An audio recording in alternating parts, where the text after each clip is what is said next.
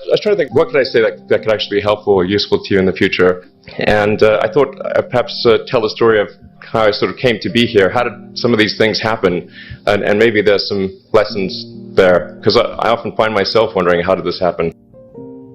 So when I was young, I didn't really know what I was going to do when I got older. People kept asking me, and eventually I thought that the idea of inventing things would be really cool. And the reason I thought that was because I read a quote from Arthur C. Clarke, which said that a sufficiently advanced technology is indistinguishable from magic. And that's really true. If you go back, say, 300 years, the things that we take for granted today, you'd be burned at the stake for. You know, being able to fly, that's crazy. Being able to see over long distances, being able to communicate, having effectively, with the internet, a group mind of sorts, and having access to all the world's information instantly from almost anywhere on the earth. This is stuff that really would be magic, or would be considered magic in times past. In fact, I think it actually goes beyond that, because there are many things that we take for granted today that weren't even imagined in times past. They weren't even in the realm of magic. So it actually goes beyond that.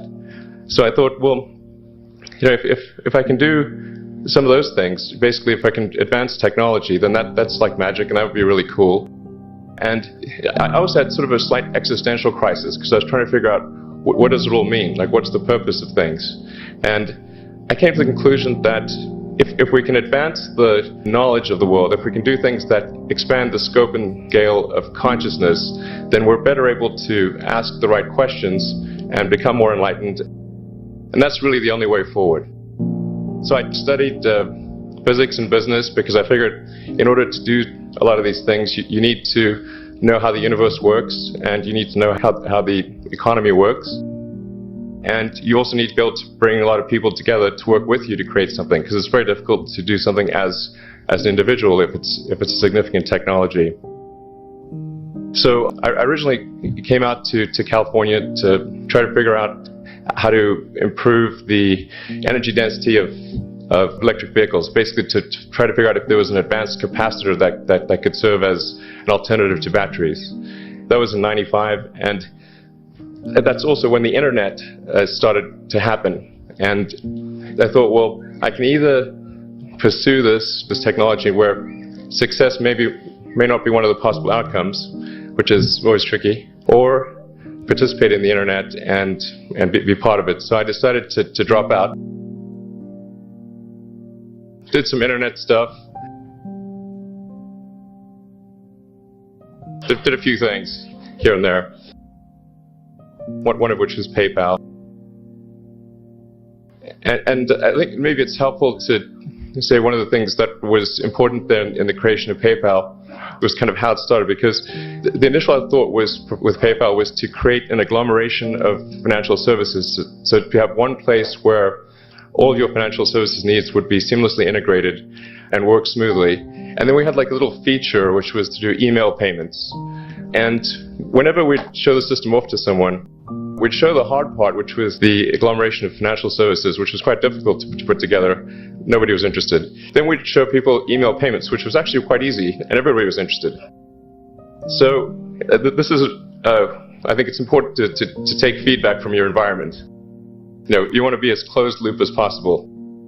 So we focused on email payments and really try to make that work, and that's what really got things to take off. But if we hadn't responded to what people said, then we probably would not have been successful. So it's important to look for things like that and focus on them when you see them, and correct your prior assumptions. And then going from PayPal, I thought, well, what are some of the other problems that are likely to most affect the future of humanity? It really wasn't from the perspective of what's the rank-ordered best way to make money, which is okay, but it was really what I think is going to most affect the future of humanity. So I think the biggest terrestrial problem we've got is sustainable energy, but the production and consumption of energy in a sustainable manner. If we don't solve that this century, we're in deep trouble. And then the other one being the extension of life beyond Earth to make life multiplanetary. So the latter is the basis for SpaceX, and the former is the basis for Tesla and Solar City. And when I started SpaceX, initially I thought that, well, there's no way one could possibly start a rocket company. I wasn't that crazy. I thought, well, what is a way to increase NASA's budget? That was actually my initial goal. So I thought, well, if we can do a low-cost mission to Mars, something called Mars Oasis, which would land seeds in dehydrated nutrient gel, and you hydrate them upon landing, and then you'd have this great sort of money shot of green plants on a red background. The public tends to respond to precedents and superlatives, and this would be the first life on Mars, the furthest that life's ever traveled, as far as we know. And I thought, well, that would get people really excited, and therefore increase NASA's budget. So obviously, the financial outcome from such a mission would probably be zero. So anything better than that was on the upside. So I actually went to Russia 3 times to look at buying a refurbished ICBM, because that was the best deal. And I can tell you it was very weird going there in late 2001, 2002, going to the Russian rocket forces and saying, I'd like to buy 2 of your biggest rockets, but you can keep the nuke. That's a lot more. They thought I was crazy, but I did have money, so that was okay.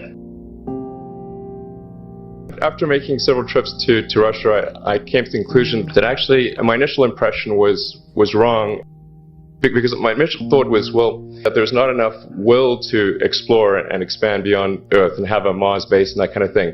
But I came to the conclusion that that was wrong. In fact, there's plenty of will, particularly in the United States, because the United States is a nation of explorers, of people who came here from other parts of the world. I think the United States is really a distillation of the spirit of human exploration. But if people think it's impossible, or it's going to completely break the federal budget, then they're not going to do it. So after my 3rd trip, I said, okay, well, what we really need to do here is try to solve the space transport problem, and started SpaceX. And this was against the advice of pretty much everyone I talked to. One friend made me sit down and watch a bunch of videos of rockets blowing up. Let me tell you, he wasn't far wrong. It was tough going there in the beginning, because I'd never built anything physical. I mean, I'd built like little model rockets as a kid and that kind of thing, but I'd never had a company that built anything physical. So I had to kind of figure out how to do all these things and bring together the right team of people. And so we did all that and then failed 3 times. It was tough going.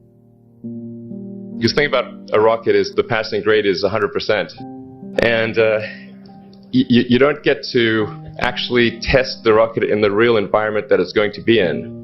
So I think the best analogy for rocket engineering is like if you want to create a really complicated bit of software, you can't run the software as an integrated whole, and you can't run it on the computer it's intended to run on. But the first time you put it all together and run it on that computer, it must run with no bugs. That's basically the essence of it. So we missed the mark there. The first launch, I was picking up bits of rocket near the launch site. It was a bit sad. But we learned with each successive flight, and were able to, eventually with the 4th flight in 2008, reach orbit.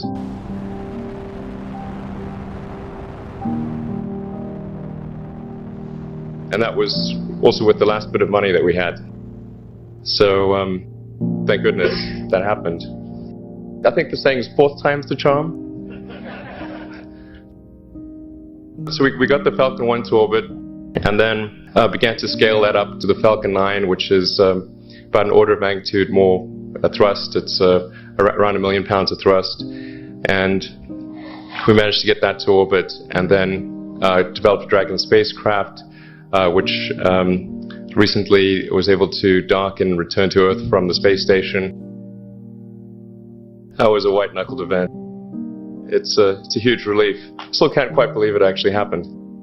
But there's a lot more that must happen beyond this in order for humanity to become a spacefaring civilization, and ultimately a multi-planet species. And that's something I think it's vitally important, and I hope that some of you will participate in that, either at SpaceX or at other companies, because it's just really one of the most important things for the preservation and extension of consciousness.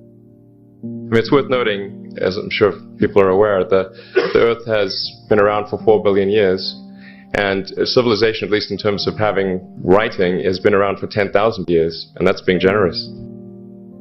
So it's really somewhat of a tenuous existence that civilization and consciousness as we know it has been on Earth.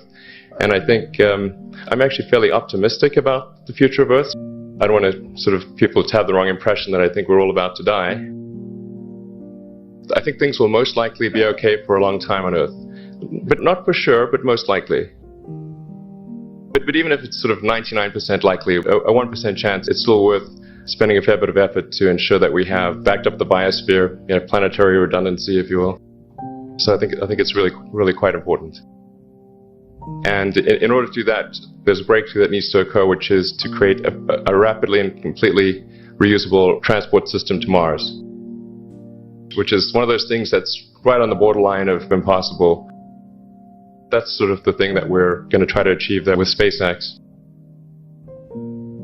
And then on the Tesla front, the goal with Tesla was really to try to show what electric cars can do, because people had the wrong impression. We had to change people's perception of an electric vehicle, because they used to think of it as something that was slow and ugly and had low range, kind of like a golf cart. So that's why we created the Tesla Roadster, to show that you can be fast, attractive, and long range. And it's amazing how, even though you can show that something works on paper and the calculations are very clear, until you actually have the physical object and they can drive it, it doesn't really sink in for people. So that, I think, is something worth noting. If you're going to create a company, the first thing you should try to do is create a working prototype. Everything looks great on PowerPoint. You can make anything work on PowerPoint, but if you have an actual demonstration article, even if it's in primitive form, that's much more effective for convincing people. After we made the Tesla Roadster, people said, oh, sure, we always knew you could make a car like that. It's an expensive car, and it's low volume, and it's small and all that, but you couldn't make a real car. Like, okay, fine, we've got to make that too. But I think the overarching point I want to make is that you guys are the magicians of the 21st century. Don't let anything hold you back. Imagination is the limit, and go out there and create some magic. Thank you.